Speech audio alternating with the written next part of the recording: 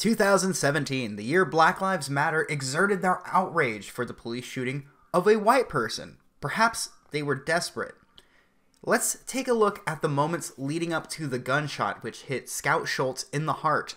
I will obviously omit the actual shooting, but I wanted to take a look at the moments leading up to it. Come on, man, drop the knife. Come on, let's drop it. Drop it. Shoot me. No, drop the knife. Drop the knife. Drop the knife. Drop the knife. Drop it. Drop the knife, man, come on. Я снимаю, блядь.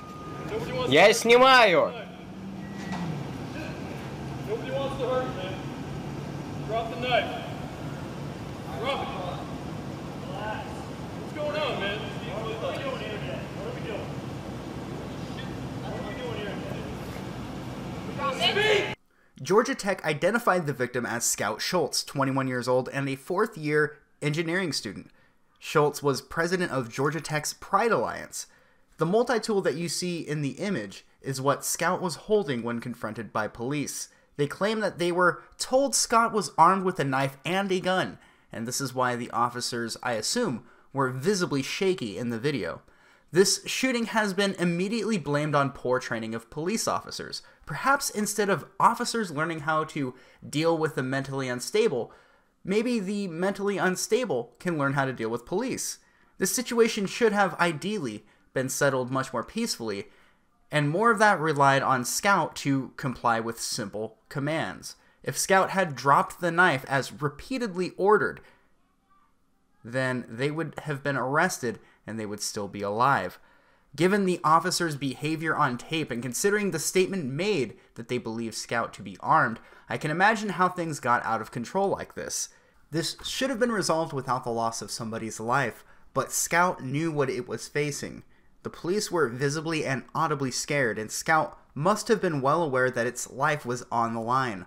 Cue the protesters, torching cars, demanding justice. A person more cynical than myself might say that these protesters are looking for any reason they can to take to the streets to showcase their outrage. Police vehicles have been set ablaze, and at this point, I think it would be accurate to call them rioters.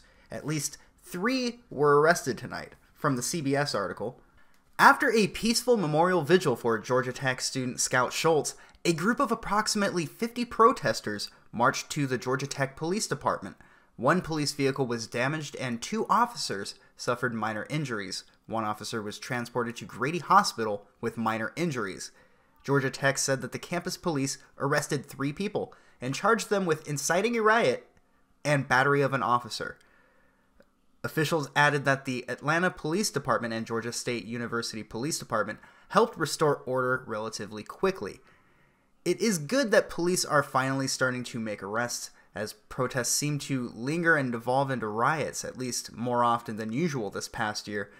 I fully support shutting this riot down, and at this point, if people are outraged over Scout committing suicide by cop, I would encourage them to work directly with the mentally unstable and find out for themselves how easy it really is.